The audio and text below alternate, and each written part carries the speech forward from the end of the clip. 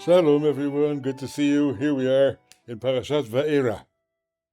And today I want to spend our time on an interpretation that I found in the Toldot Yaakov Yosef, one of the most profound early Hasidic books and a very difficult book to read. Yaakov Yosef of Polonoi was the Baal Shem Tov's original recorder, and he writes in a very complex rabbinic style. But he has a teaching on the first verse of this parsha, which is absolutely fascinating. The first verse goes, Va'era el Avraham el Yitzchak ve'el Yaakov be'el Shaddai. Ushmi yud he vav he lo nodati lehem. I revealed myself to, I was known. No, I revealed myself, Va'era. I was seen by Abraham, Isaac, and Jacob as El Shaddai. But my name, Yud He Vav He, was not revealed to them, or I did not reveal to them. The grammar is a little complicated. And he goes on to say that there's a difference between the faith of the patriarchs and the faith of Moses. Moses represents da'at. And da'at, which means literally knowledge, but it really means awareness, spiritual awareness, doesn't happen to everybody immediately in life. He says religion begins both in history and in the individual with a kind of limited God. He refers to it as Ze'er Anpin, the God of the lesser face, or the God within the 6 dimensions, which means a God who is still somehow locatable in spatial terms. He's thinking of a pictured God, and a pictured God is necessarily somehow spatially limited. And he says this is the case for the patriarchs, and Moses changes it because Moses is full awareness. That's why only Moses can get the name Yud He Vav He. But it happens in the individual. He's essentially quoting the theory, which I'm sure he doesn't know from science, that ontogeny repeats phylogeny, that what happens in the development of a species reoccurs in the development of each individual in that species. It was once very much accepted in science, in the scientific world, in the biological world. It's no longer accepted, but in cultural terms, it's sometimes very interesting. Why is this the case? He says, because we are born only having a Yetzer Hara.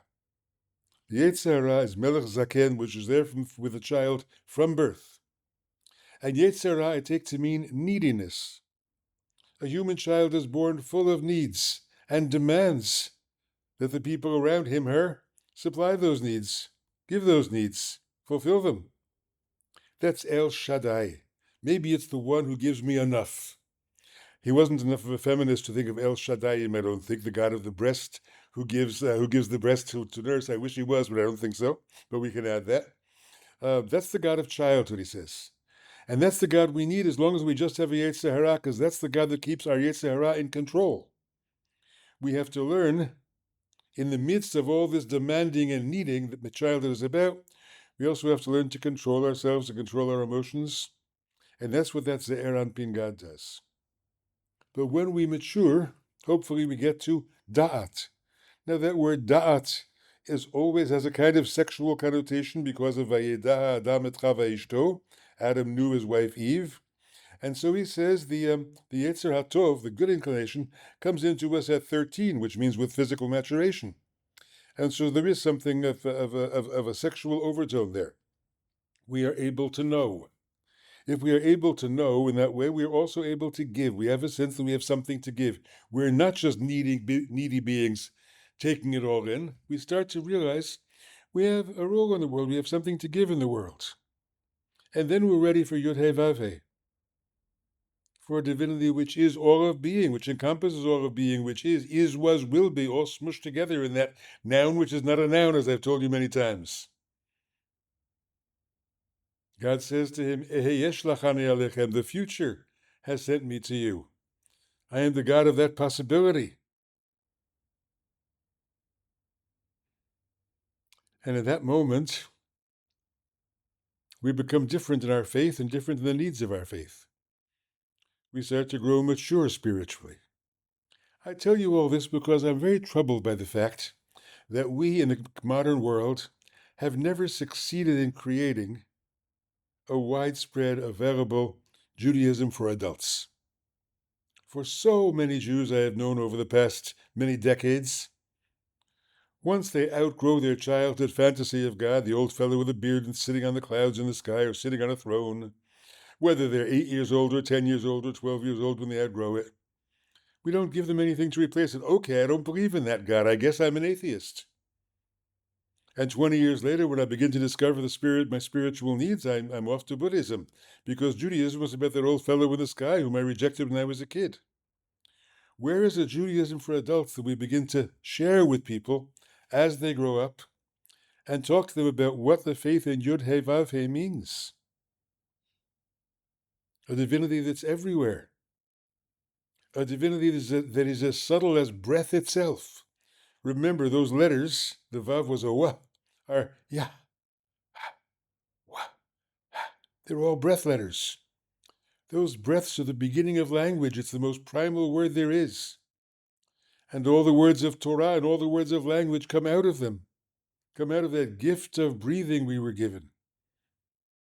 That opens us up to what is the name of God. And that the name of God covers all of that, and therefore, and of course he quotes this verse, as many Hasidic works do, from the book of Proverbs, B'chol drachecha da'ehu. Know God in all your ways. You can know God through everything you do, through everything you encounter, through every moment and every event and every place. Because ein lecha makom panui me'ashchina, there is no place that's empty of the divine presence. That's the religion we want to be able to teach Jewish adults.